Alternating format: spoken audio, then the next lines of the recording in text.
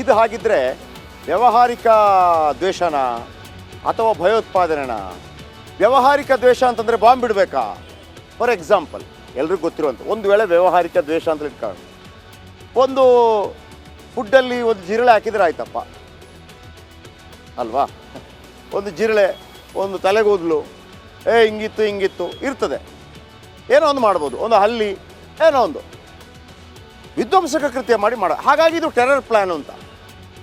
Terror plan ಏನು? ಅದಕ್ಕೆ ಕಾರಣ ರಾಮೇಶ್ವರಂ ಕೆಫೆ ಬಿಸ್ನೆಸ್ ವಿಚಾರಕ್ಕೆ ಟಾರ್ಗೆಟ್ ಆಗಿದ್ರೆ ಯಾಕೆ ಟಾರ್ಗೆಟ್ ಆಯಿತು? ಅದು ಪಕ್ಕಾ ಪ್ಲ್ಯಾನ್ ಮಾಡಿರುವಂತಹ ಒಂದು ದಾಳಿ ಅಂತ ಮೇಲ್ನೋಟಕ್ಕೆ ಅನಿಸ್ತಾ ಇದೆ. ಯಾಕಂದರೆ ಸಾವು ನೋವು ಮಾಡಬೇಕು ಅಂತ ಆತ ಡಿಸೈಡ್ ಮಾಡಿದ್ದ ಅಲ್ರಿ. ಕೊಂದು ನಿಮಗೆ ಬಿಸ್ನೆಸ್ ವಾರ್ ಮಾಡ್ತಾರೆ ಯಾರಾದರೂ? ಸಾಧ್ಯನೇ ಇಲ್ಲ. ಏನಾಗುತ್ತೆ, ರಾಮೇಶ್ವರಂ ಕೆಫೆಗೆ ಏನು ಜನರು ಜಾಸ್ತಿ ಬರೋಕ್ಕೆ ಶುರು ಮಾಡ್ತಾರೆ. ಏನು ರೀ ಅವನಿಗೆ ತೊಂದರೆ ಮಾಡ್ದ, ಅವ್ನಿಗೆ ಬರಲೇಬೇಕು ಅಂತಂದ್ಬಿಟ್ಟು ಅಲ್ವಾ? ಸಿಂಪತಿ ಕ್ರಿಯೇಟ್ ಆಗುತ್ತೆ.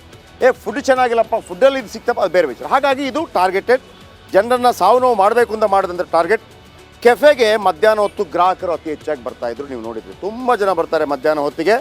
ಆಮೇಲೆ ಅದೇ ಮಾಹಿತಿಯನ್ನು ಸಂಗ್ರಹಿಸಿ ಬಾಂಬ್ ಬಿಟ್ಟಿದ್ದಾರೆ ಈ ದಾಳಿಕೋರರು.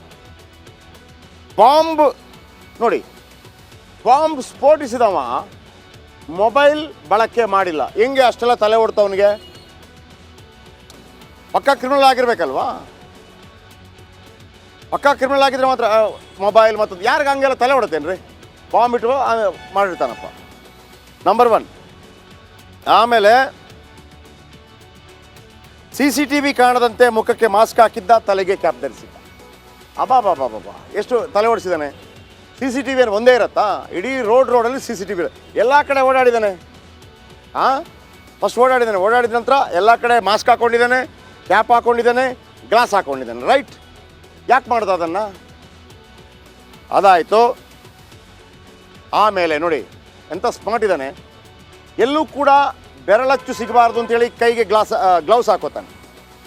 ಎಲ್ಲೂ ಕೂಡ ಬೆರಳಚ್ಚು ಸಿಗಬಾರ್ದು ಅಂತೇಳಿ ಕೈಗೆ ಗ್ಲೌಸ್ ಹಾಕೋತಾನೆ. ಆಮೇಲೆ ಸ್ವಂತ ವಾಹನ ಬಳಸಿಲ್ಲ ನೋಡಿ ಆತ. ಸ್ವಂತ ವಾಹನವನ್ನು ಬಳಸಿಲ್ಲ. ಆಮೇಲೆ ಸಾರ್ವಜನಿಕ ಸಾರಿಗೆಯಲ್ಲೇ ಓಡಾಡಿದ್ದಾನೆ ಆತ.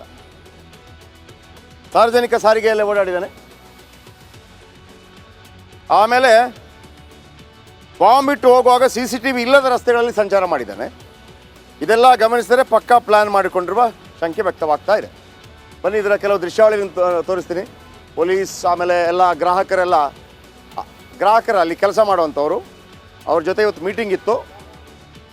ಅಲ್ಲಿ ಜೈಕಾರ ಎಲ್ಲ ಕೂಗಿದ್ರು. ಅಂದರೆ ನಾಳಿದ್ದು ಶುಕ್ರವಾರ ಮತ್ತೆ ಓಪನ್ ಆಗುತ್ತೆ. ಇದೆಲ್ಲ ಹುಡುಗರು, ಎಲ್ಲ ಟೇಬಲಲ್ಲಿ ಕೆಲಸ ಮಾಡುವಂಥ ಹುಡುಗರೆಲ್ಲ ಬೇರೆ ಬೇರೆ ಊರಿಂದ ಬರುವಂಥ ಹುಡುಗರು. ಅವ್ರ ಜೊತೆ ಇವತ್ತು ರಾಘವೇಂದ್ರ ರಾವ್ ಇದರ ಮಾಲೀಕರು ಮೀಟಿಂಗ್ ಮಾಡಿದರು. ಮೀಟಿಂಗ್ ಎಲ್ಲ ಆದ ನಂತರ ವಾಪಸ್ ಹೋಗ್ತಾ ಇದ್ದಾರೆ. ಪೊಲೀಸರು ಕೂಡ ಇದ್ದರು. ಆ ದೃಶ್ಯಾವಳಿ ನೀವು ನೋಡ್ತಾ ಇದ್ದೀವಿ ನೋಡಿ. ಆ ಕಡೆ ಪೊಲೀಸ್ ಜೀಪ್ ಕೂಡ ಇದೆ ಮುಂದೆ. ಆಮೇಲೆ ಒಮ್ಮೆ ನಮ್ಮ ಕ್ಯಾಮರಾಮನ್ ಕಿರಣ್ ಎಲ್ಲ ತೋರಿಸ್ಬಿಡಿ ಮುಂದ್ಗಡೆ ಯಾವ ರೀತಿ ಇದೆ ಅಂತ ಒಂದು ಪಾನ್ ಮಾಡಿ ತೋರಿಸಿ ಎಲ್ಲರೂ ಕೂಡ.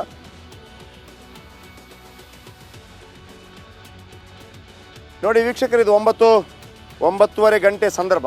ಯಾವ ರೀತಿ ಇದೆ ಇದರ ಮುಂಭಾಗ ಅಂತ. ಅದಕ್ಕೆ ನಾನು ಹೇಳ್ತಾ ಇದ್ದೆ, ಇಲ್ಲಿ ಏನೇ ಚಲನವಲನ ಆದರೂ ಕೂಡ ನಿಮ್ಮ ಮುಂದಕ್ಕೆ ಅದನ್ನು ತರ್ತೀನಿ ಅಂತೇಳಿ.